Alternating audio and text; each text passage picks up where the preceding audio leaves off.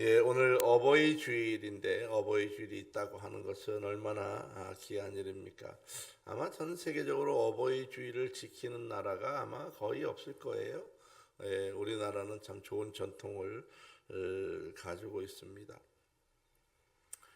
어버이가 있다고 하는 게 여러분 얼마나 좋아요. 여러분 집에 갔을 때 엄마 하고 부를 수 있다는 게 여러분 그때가 행복한 날입니다.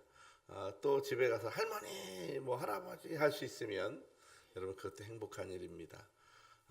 이제 부모님이 다 돌아가시고 이제 내가 그 집에서 이제 엄마 아버지가 되고 할아버지 할머니가 됐을 때 여러분 그것도 또 좋은 일이 됩니다. 어머니 아버지의 이 특별한 은혜를 내가 받고 내가 그것을 또 내 자녀에게 이제 전달할 수 있는 그런 기회가 오게 된 것입니다. 자, 이것이 가정이고 이것이 하나님의 은총이 이어지는 과정입니다. 예, 하나님께서 우리에게 부모를 주셨다고 하는 것 좋은 일이고요. 가정을 만드시게 하신 것도 좋은 일입니다. 여러분 우리 가정을 잘 생각할 때요. 우리는 유교적인 사고 가운데서 가정을 생각하면 그 가정은 실패합니다. 우리는 이 가정을 바라볼 때 어떻게 바라봐야 되느냐? 그냥 가정을 바라볼 때 그냥 생명을 주신 또 자녀를 태어나게 하신 것, 뭐 이런 것만을 위해서 하나님께서 가정을 만드신 것은 아닙니다. 만약에 이러한 생각을 가지고 있다면 앞으로 아이를 기계적으로 생산할 수도 있어요. 이런 사고가 있으면 유전적으로 이미 가능하다고 이야기합니다. 로봇을 만들어내듯이 생명을 인큐베이터에서 그냥 막 찍어낼 수 있는 그런 시대가 와요. 이것이 이미 개발되어 있는데 내놓지 못하는 거예요. 왜냐하면 너무나 위험하기 때문에 그런 것입니다. 하나님은 우리의 가정을 주실 때에 육체 생명만을 만드는 것 거기에 목적을 두고 있는 것은 아닙니다. 하나님께서 우리에게 가정을 주시고 자녀를 주시고 세대를 이루게 하신 가장 중요한 이유는 세 가지 이유가 있는데 첫 번째 하나는 바로 믿음의 전수입니다. 하나님께서 믿음을 부모를 통해서 자녀에게 이렇게 전수해 주는 거예요. 전달하게 하는 것입니다. 이것이 첫 번째 가장 중요한 목적이고요. 두 번째 목적은 바로 부모님을 통해서 자녀가 하나님의 사랑을 경험하게 하는 거예요. 그래서 가정 안에서는 반드시 부모님이 자녀를 따뜻하게 사랑해 주는 과정이 필요합니다. 그 과정이 없으면요, 아이들은 하나님을 어떻게 사랑하는지를 잘 몰라요. 부모님으로부터 따뜻한 사랑을 받아봐야 돼요. 그 부모님부터 학대를 받은 아이들은요, 가정을 이루었을 때 가정을 어떻게 사랑해야 될지 잘 몰라요. 세 번째, 가정에서 해야 될 가장 중요한 게 뭐냐 하면 하나님이 주시는 축복을 어떻게 받아야 되는지 또 어떻게 그걸 누려야 되는지 그것이 있다는 거예요. 여러분의 가정 안에서 이 세 가지가 늘 이루어져야 됩니다. 믿음을 전수해야 돼요. 믿음을 어떻게 전수할 거냐? 이것이 첫 번째입니다. 두 번째가 내가 어떻게 사랑할 거냐? 어떻게 내가 아이를 사랑할 거냐? 사랑하는 방법이 필요합니다.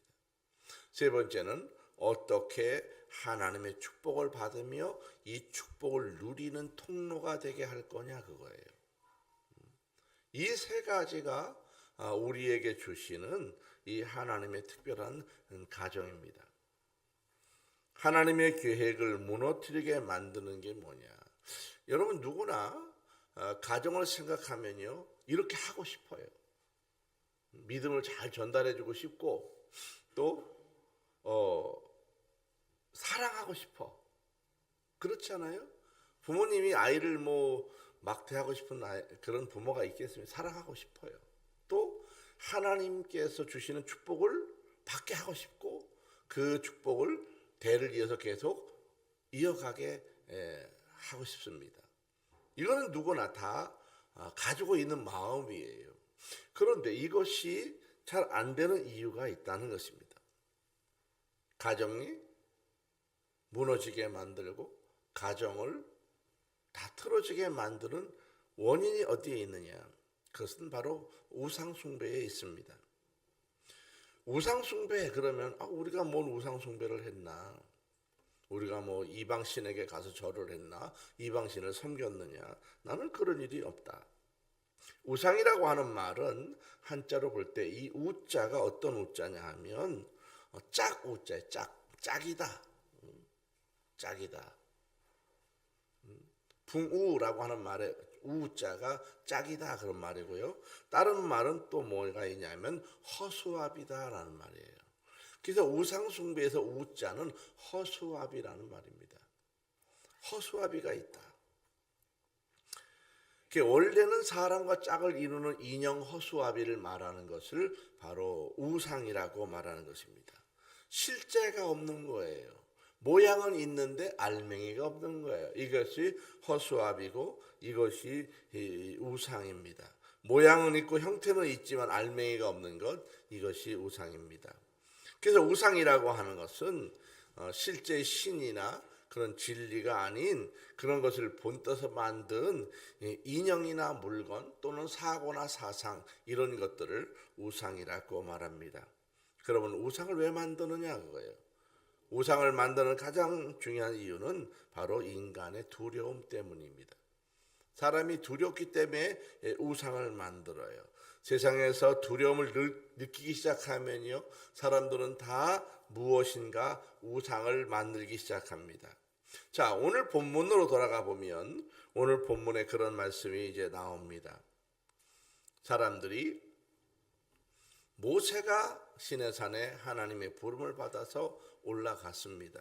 근데 아무리 기다려도 이 모세가 내려오지 않는 거예요. 사람들이 모세가 없어지니까 느끼는 게 뭐냐 하면 바로 불안입니다. 불안한 거예요. 모세가 없어서 불안합니다. 그래서 이 사람들이 모세가 오랫동안 자리를 비운 것 때문에 너무너무 불안한 거예요. 왜 그러냐 하면 보통 사람이 산에 올라가서 며칠 동안 안 내려왔다? 죽었다는 말이에요. 그렇게 생각하는 거예요. 모세가 그 산 꼭대기 올라갈 때 물동이를 무슨 잔뜩 지고 간 게 아니에요. 물동이를 몇 덩어리를 지고 올라간 게 아니에요. 몸만 딸랑 올라갔다고요. 물동이를 지고 가도 보통 한 주머니이기 때문에 그거를 아무리 아껴 먹어도 일주일을 못 먹어요. 또 그 물주머니는 이런 양의 위장이나 이런 걸로 만들었기 때문에 뜨거운 지역에서 3일이 지나면 그 안에서 저절로 울거지기 때문에 냄새나고 상해버려요. 그래서 못 먹어요. 그래서 누구나 아는 거예요. 일주일이 지나도 이 사람들이 안 내려왔다? 그러면 이 사람은 거의 죽음에 이르렀을 것이다. 그거예요. 이 백성들이 모세가 일주일이 넘고 2주가 넘었는데도 안 오는 거 보니 아무래도 죽은 것 같다. 그러니 이제 우리는 어떻게 해야 되느냐 그거예요. 불안한 거예요. 애굽을 출발할 때 이 사람은 10가지 재앙을 봤어요. 하나님께서 퍼부는 걸 봤어요. 홍해를 갈랐어요. 마라에서 쓴물이 단물로 변하는 걸 봤어요. 수없이 많은 물이 바위 속에서 터져서 나와서 먹었어요. 더운 그 햇빛을 구름이 가려주고 그 추위에 불이 올라와서 따뜻하게 해주고 모세가 있어서 늘 경험했습니다. 근데 모세가 안 내려오니까 두려운 거예요. 무서운 거예요. 그래서 이들이 무엇을 요구하느냐? 아론을 찾아갑니다. 아론에게 닥달을 하는 거예요. 우리를 인도할 신이 필요하다. 저는 이 성경을 보면서 이 성경 전체를 수없이 많이 보면서 딱 한 군데 이해가 안 되는 데가 바로 여기예요. 이 성경의 요 부분에서 이 성경은 저는 이해가 안 돼요. 왜 이해가 안 되냐 하면 아론이라고 하는 사람이 이해가 안 되는 거예요. 아론은 모세의 형이고 나이도 비슷해요. 또 같은 문화권에 있었어요. 생각도 같아요. 하나님의 역사도 봤어요. 자, 그런데 이 아론이 백성들이 몰려와가지고 우상을 만들자 그랬더니 오케이 했단 말이에요. 그리고 뭐라고 선포했어요? 오늘이 이제 그 날이다. 예배하는 날이다. 축일이다. 이렇게 선포했어요. 그리고 우상 숭배를 거기서 이제 하게 됩니다. 거기 보면 번제를 드렸어요. 동물을 잡아서 제사를 막 드렸어요. 자, 그런 일을 벌였으면 하나님의 입장에서 볼 때, 우리가 이 아론을 바라봤을 때 도저히 하나님 앞에 해서는 안 될 일을 한 이 아론의 미래가 어땠을까? 다른 사람의 예를 볼 때 하나님께서 아론을 어떻게 하셔야 되지 않냐는 거예요. 가서 그냥 목을 비틀든지 다리를 분들든지 아니면 땅을 갈아서 땅속에 집어넣든지 아니면 문두병이 올라가지고 막 두드러기가 나든지 하여튼 하나님이 무엇으로 잔뜩 그냥 무섭게 징계를 하셨어야 되는데 그런 일이 없어. 끝까지 아론을 건재했어. 왜 하나님은 이 아론에 대해서 책임을 묻지 않았을까?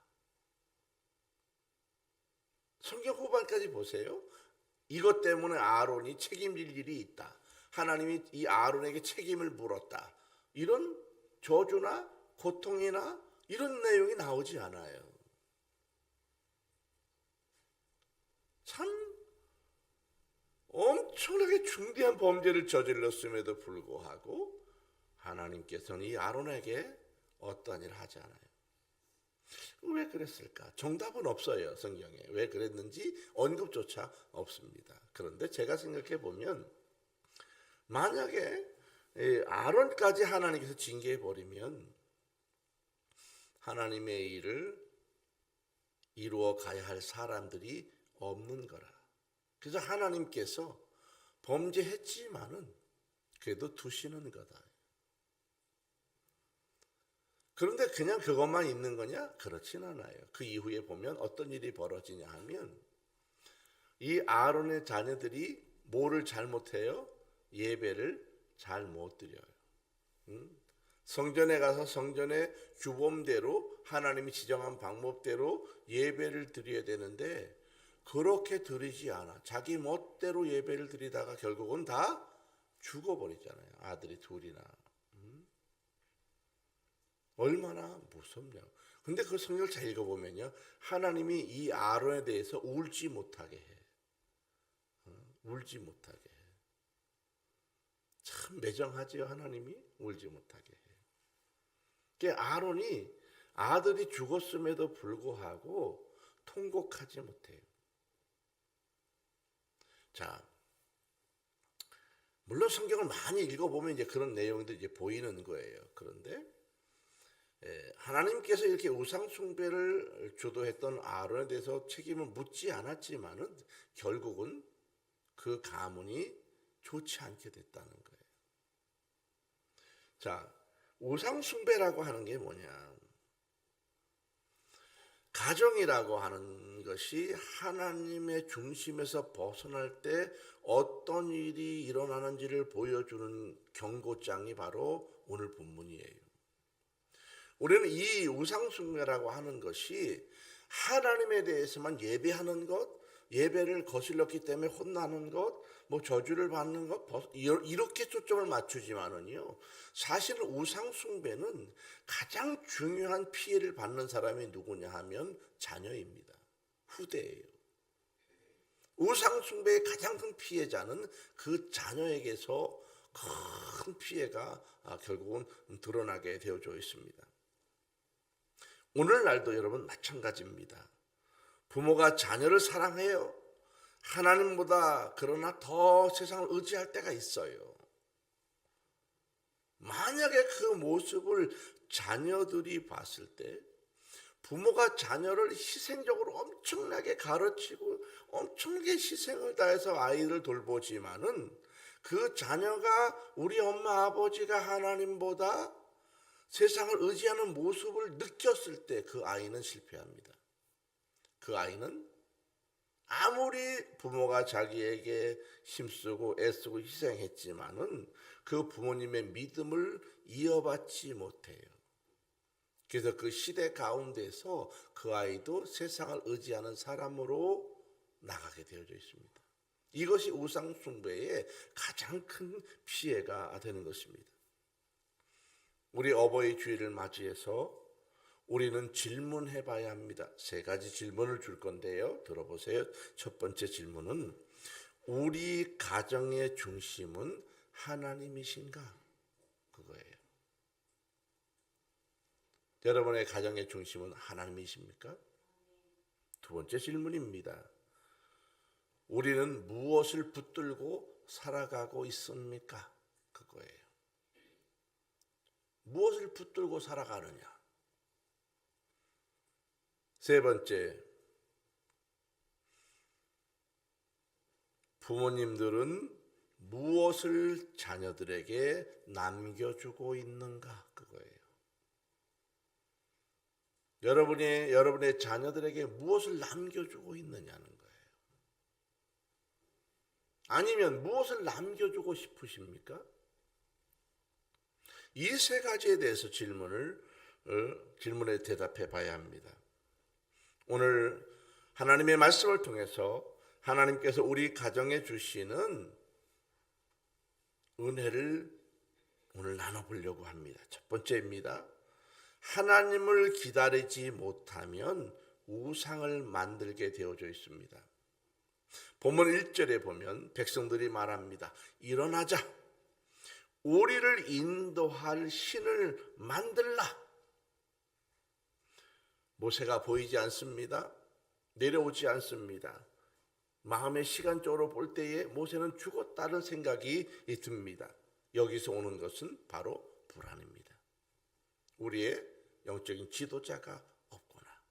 우리를 이끌어갈 사람이 없구나. 그래서 결국 이 불안 때문에 이 사람들이 결국 자기들이 원하는 신을 만들어 버렸습니다. 하나님은 기다림이 길어지게 될 때에 인내를 가지고 하나님을 바라보기를 원하시는 거예요. 그런데 사람들은 하나님의 특별한 역사가 느껴지지 않으면 자기 방법을 동원하는 거예요. 여러분, 오늘날 금송아지가 있습니다. 이스라엘 백성들이 다 귀걸이를 뺐어요. 목걸이를 뺐어요. 코걸이를 뺐어요. 반지를 뺐어요. 발목걸이를 다 빼서 모아서 그것을 녹여서 이제 금송아지를 만들었습니다. 이것이 우상이라는 거예요. 그럼 오늘날 우리에게 금송아지는 없느냐? 여러분, 오늘날 우리에게 금송아지가 뭘까? 그것은 물질의 금송아지가 있는 것입니다. 또 성공의 금송아지가 있습니다. 자녀의 학벌의 금송아지가 있습니다. 또 안정된 직장에 대한 금송아지가 있습니다. 또 세상에 인정받고자 하는 인정된 자리에 관한 금송아지가 있습니다. 자, 이러한 금송아지, 세상적으로 바라볼 때 가지고 있는 이런 우상들이 하나님보다 더 중요하다고 느끼기 시작하면 그것이 결국 그 가정에, 그 사람에게 우상이 되어지기 시작합니다. 우리 부모 세대에는요, 우리의 자녀가 잘 되기를 바라는 마음 간절해요. 또 그렇게 되어져야 합니다. 우리의 자녀가 잘 되는 것이 너무나 중요해요. 때로는 마음속에는 어떻게 해든지 최고의 높은 자리로, 대단한 자리로 가면 좋겠다라고 하는 마음이 있습니다. 그러나 그것이 하나님보다 앞섰다면 그것은 우상이 되어집니다. 부모님의 착각 중에 하나가 교회보다 공부가 우선이다 라고 말했다면 그 아이는 실패합니다. 그 아이는 이미 우상을 섬기게 만들어 준 거예요. 예배보다 성공이 중요하다 이렇게 판단했다면 그 가정은 이미 금송아지가 길러지고 있는 것입니다. 자녀들은 부모의 말을 통해서 가치관을 배웁니다. 그래서 자녀들이 바라보는 건 그 부모님의 입술에서 떨어지는 말이에요. 무슨 말을 하나. 신앙이라고 하는 것은 말보다 그들의 삶을 통해서 전수되는 것입니다. 여러분이 기도하라고 해서 기도하는 게 아니고요. 여러분이 기도하는 모습을 보면 아이들은 기도하게 되어져 있습니다. 예배하라고 말할 필요가 없고요. 예배해서 하나님의 은혜가 임하는 것을 보면 예배하게 되어져 있습니다. 어느 집사님의 가정의 이야기입니다. 이 집사님이 자녀들에게 열심으로 아이들을 가르쳤습니다. 학원도 보내고요. 최고로 좋은 교육을 받게 하고요. 정말 지원을 아끼지 않고 아이를 교육했습니다. 그런데 이 아이가 대학에 들어간 이후에 교회를 그만 떠나고 말았습니다. 부모님이 충격을 받습니다. 가슴이 아픕니다. 아이들을 불러서 말해봅니다. 왜 그러냐고. 아이의 고백이 뭐냐 하면 엄마는 하나님이 중요하다고 나에게 말했지만은 실제로는 성적이 더 중요하게 생각하지 않았느냐고. 그래서 내가 교회를 꼭 가야 할 이유가 없다는 거예요. 무엇을 말해주는 거냐? 바로 말과 마음에 있는 행동은 달랐다는 거예요. 이것을 이미 아이들은 알고 있는 것입니다. 우리 사랑하는 성도 여러분, 우리 자녀들은 우리의 말보다 우리의 삶의 우선순위를 먼저 보고 있습니다. 하나님을 기다리는 부모의 모습이 자녀에게서 가장 큰 믿음의 본이 되고 있습니다. 자, 두 번째입니다. 부모의 신앙이 무너지면 다음 세대도 무너지게 됩니다. 2절부터 4절에 보면 이 아론이 백성들이 막 요구하는 것을 거절하지 못해요. 아론이 사실은 어떻게 했어야 돼요? 거절했어야 돼요. 아론을 죽인다고 협박해서 나 차라리 죽이라고 자기 목숨을 내어놓았어야 돼요. 그런데 이 아론이 타협했습니다. 금고리를 다 모았습니다. 그리고 우상을 만들어냈습니다. 여러분, 아론은 지도자입니다. 영적인 책임을 가지고 있는 사람입니다. 그 요구 앞에서 타협하면 안 되는 사람인데 타협했습니다. 여러분, 오늘 우리의 가정도 마찬가지입니다. 부모가 영적인 중심을 잃으면 그 가정은 흔들립니다. 부모가 예배를 가볍게 여기면 그 아이들도 예배를 가볍게 여깁니다. 또 그렇게 배웠습니다. 그렇게 알았습니다. 부모가 말씀보다 세상을 더 의지하고 그렇게 나가기 시작하면 자녀도 역시 세상의 중요한 일이라고 판단하면 나가버립니다. 부모가 기도하지 않으면 자녀들도 입으로는 기도한다고 말하지만 기도하지 않아요. 신앙이라고 하는 것은 저절로 그냥 전달되어지는 게 아닙니다. 신앙은 보여주고 살아내는 과정을 통해서 전달되는 것입니다. 내가 하나님을 믿고 의지하며 살아내는 모습, 그 모습 속에서 그 자녀가 달라지는 것입니다. 이것이 그 다음 세대에 전달될 때 그 다음 세대가 또 한 세대를 살아가면서 하나님의 축복의 가문이 되어지는 것입니다. 여러분, 그래서 가문이 얼마나 중요한지 몰라요. 가문은 그냥 만들어지지 않아요. 내가 한 세대, 내가 잘 살 수는 있어, 믿음으로. 근데 그것이 2세대, 3세대, 4세대를 거치면서 믿음의 가문이 된다는 것은 그렇게 간단하지가 않습니다. 우리 한국 초기 교회에 유명한 이야기가 있습니다.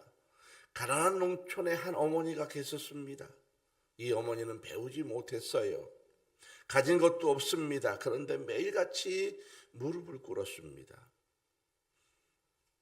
자녀들의 이름을 매일같이 불러가면서 그 어머니가 기도했습니다. 그 자녀들은 우리 어머니가 우리를 위해서 눈물로 기도한다고 하는 것을 너무 잘 알고 있습니다. 그 모습을 보아왔습니다. 훗날에 그 자녀들 가운데 목회자가 나왔습니다. 장로님이 나왔습니다. 권사님이 나왔습니다. 믿음의 가문들이 점점점 세워져 갔습니다. 사람들이 그 비결을 물어보았습니다. 그때 자녀가 이렇게 말합니다. 우리 엄마의 무릎이 우리의 가문을 이렇게 세웠습니다. 사랑하는 성도 여러분, 자녀는 부모님의 등을 보고 살아가는 거예요. 부모의 기도가 가정을 세우고 가정을 살리고, 부모의 기도가 그 자녀들의 앞날을 열어주고, 부모의 기도가 그 아이들을 힘있게 세워가는 원동력이 되는 것입니다. 세 번째입니다. 하나님이 없는 즐거움은 결국 인생을 무너뜨립니다. 6절을 보면 백성들은 앉아서 먹고 마시며 일어나 뛰놀았다. 이 내용을 잘 보면요, 즐거워 보여요. 하지만 이 기쁨이라고 하는 것은 무엇을 말하는 거예요? 하나님이 없는 쾌락을 말하는 거예요. 저는 이 구절을 읽을 때마다 무엇이 생각나냐 하면, 제가 어렸을 때 굿하는 모습을 참 많이 봤어요. 근데 이 굿을 할 때 보면 참 신나. 무당이 와서 막 춤을 추고 굿을 하잖아요.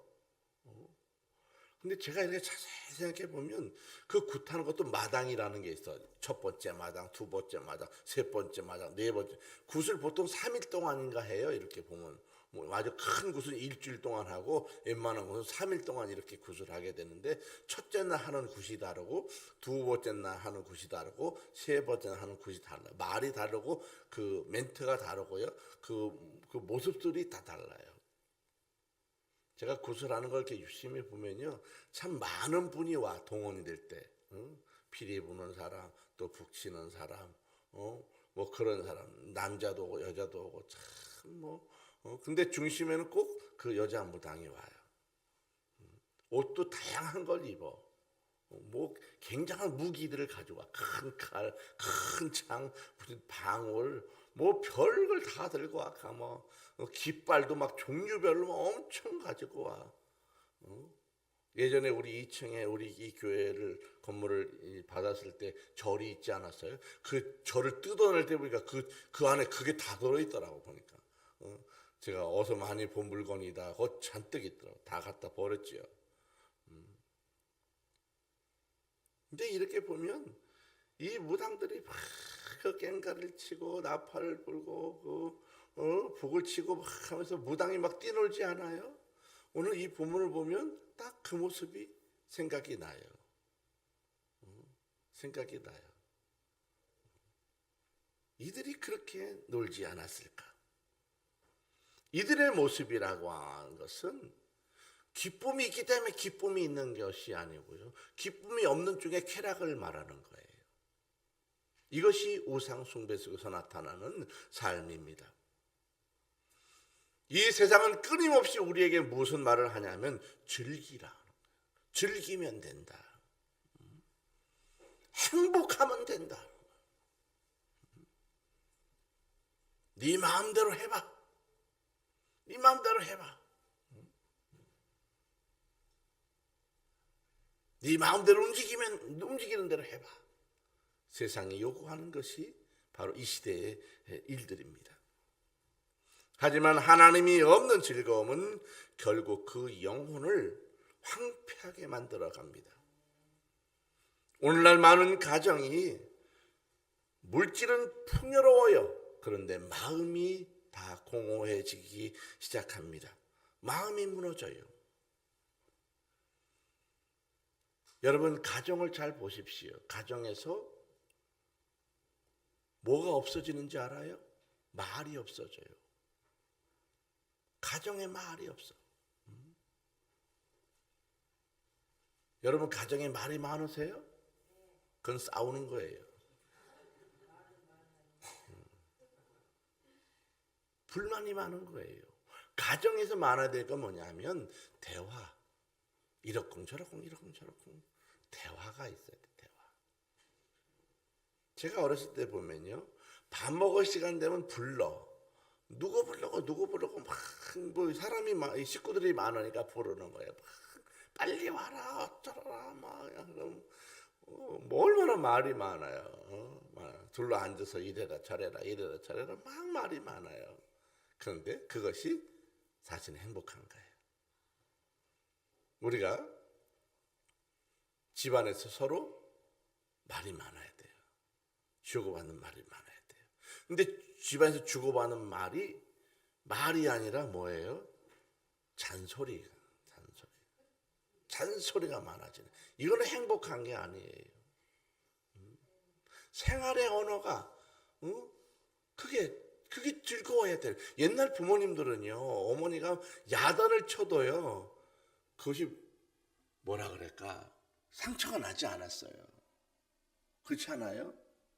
옛날 어머니들은 아이들을 막 야단을 쳐도요, 그 야단치는 모습 속에서 따뜻함과 사랑이 있다고요. 근데 요즘 잘못 야단치면요, 상처를 줘버려요. 아이를 스크래치를 내버려요. 그냥. 그 돌이키지 못하는 문제가 와요. 그래서 더 좋은 것은 뭐예요? 대화가 충분해야 돼요. 대화거리를 만드세요. 대화거리를. 맛있는 것을 주문해서 대화거리를 만드세요. 지금 이 가정에서 없어지는 것 중에 하나가 뭐냐면 감사가 없어져요. 감사. 오늘 보니까 꽃 달고 온 사람이 아무도 없어. 옛날에는 어버이 주일 되면 한 달 동안 달고 다녔어. 여기다가 달고. 그렇지 않았어요? 어떤 사람 몇 개 달아. 손자, 손녀들이 유치해서 만들어서 달아주는 종이꽃.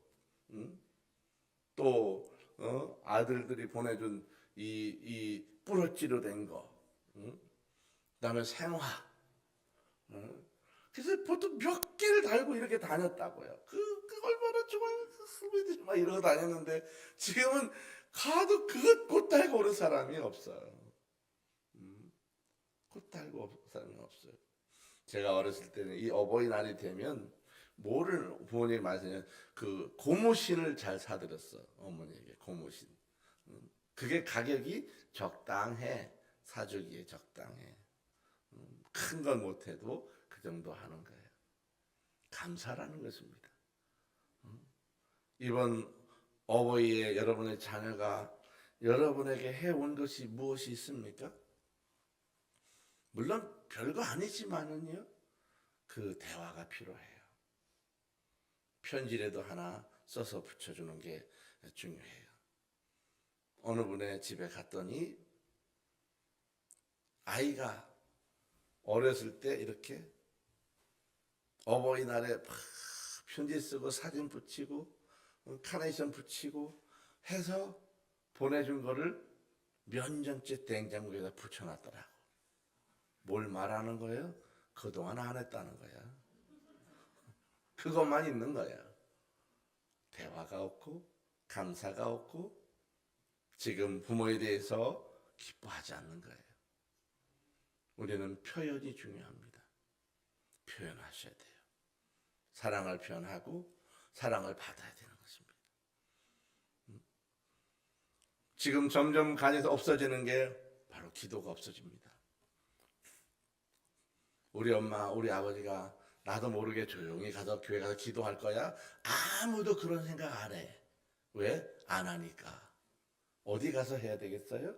집에서 하셔야 돼요.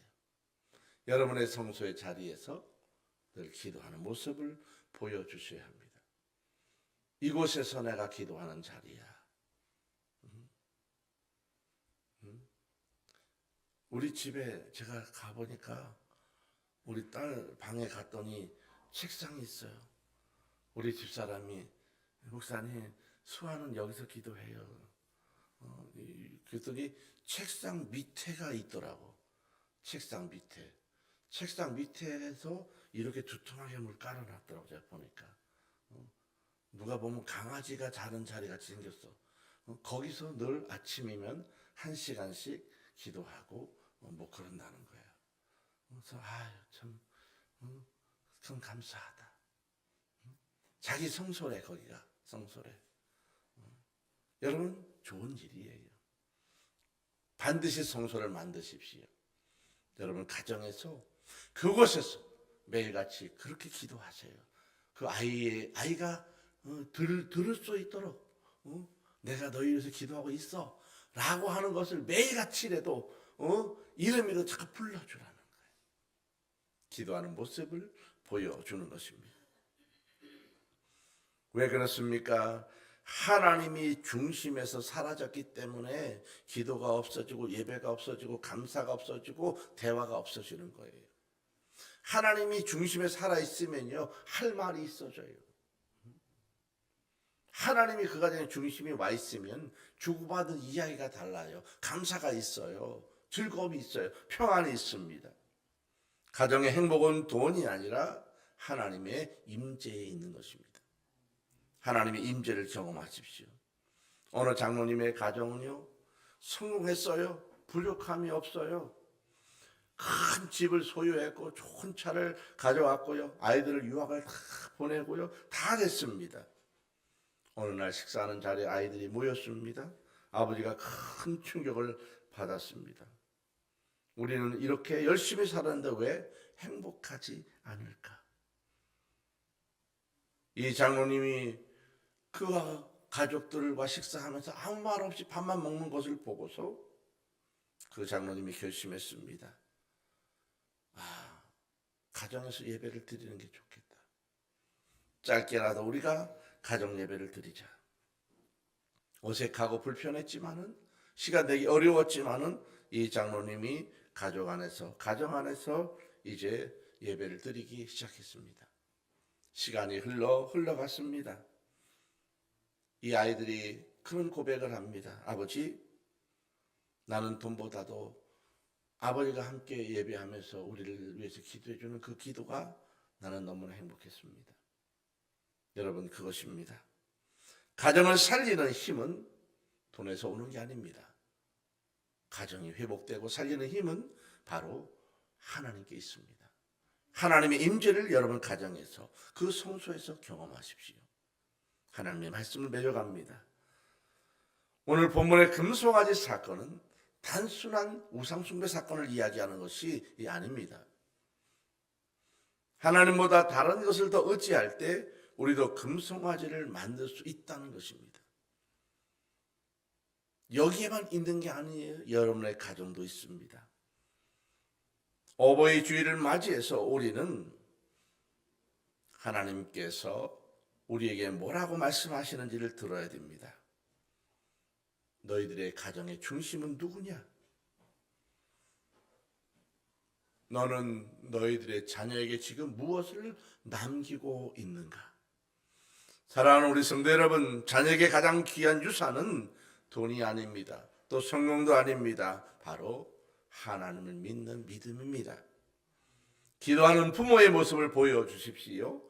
예배하는 자리를 지키는 모습을 보여주십시오. 예배 자리요? 지켰다 안 지켰다 그러는 게 아니에요. 우리 엄마 아버지는 늘 여기 앉으셔. 그거예요. 그게 중요해요. 우리 엄마 아버지 1년 내내 주일 되면 꼭 여기 앉으셔. 그게 자기도 모르게 각인돼요. 알게 모르게 각인돼요. 그래서 자기도 모르게 내 자리가 각인돼요. 나도 여기 와서 예배를 드려야지.